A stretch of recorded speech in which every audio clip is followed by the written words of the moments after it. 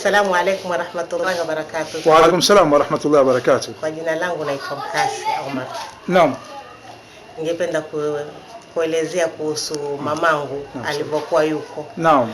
Alikuwa mgonjwa kikohoa sana mpaka yani akitokwa na mikojo. Naam. Na mara nyingine akitokwa na machozi. Naam. Lakini tulipopatana na Dr. Abubakar akatufanyia tiba hii ya hijama, sasa alhamdulillah.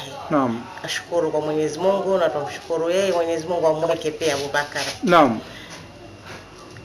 Kwa muda gani alikuwa kikohoa? Alikuwa kikohoa kwa miaka tangu nilipokuwa niko safari kama miaka 10 hivi. Miaka 10 kikohozi. Naam. Lakini tangu tushikane na Dr. Abubakar. Naam. Amemponyesha kwa wiki 2. Alhamdulillah, tunashukuru. Mashaallah. Mashaallah. Na wewe mwenyewe?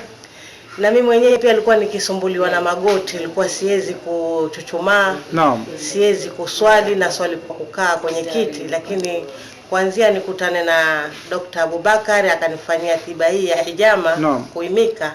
Nashukuru alhamdulillah, sahihi na chuchumaa na sahihi napiga magoti na swali vizuri alhamdulillah. Mashaallah. Mabruk, tabarakallah. Utawaambiaje hawa watu wanakutazama hivi sasa hivi kuhusu tiba hii ya Bwana Mtume Muhammad sallallahu alaihi wasallam? Mimi naomba tushikamane na hii tiba. Naam. Na maneno ya Mtume hayakuanguka. Naam, Allahumma salli ala Muhammad. Tiba ni hijama. Naam. Je, katika hii tiba unatumia dawa yoyote?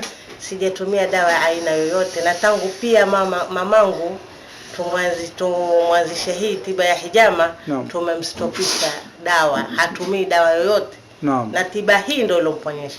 Allahumma salli alayhi, mashaallah. Naam, una lolote la kuongezea kwa watu wanakutazama?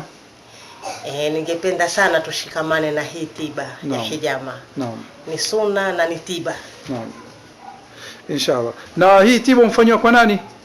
Kwa Dr. Abubakar Mkanyageni, lakini mamangu amemfanyia hapa nyumbani. Naam. Nina kliniki yangu na amekuja udada na akamfanyia mashallah. Sasa yuko sawa inshallah, na yeye mwenyewe katika safari zake inshallah, na Mwenyezi Mungu amjalie kula la kheri katika maisha yake mbele inshallah. Amen. Na kwa mabruk inshallah, na Mungu akubariki. Amen. Assalamu alaykum wa rahmatullah. Afwan. Na Mwenyezi Mungu akuweke. Naam, amin inshallah. Asante.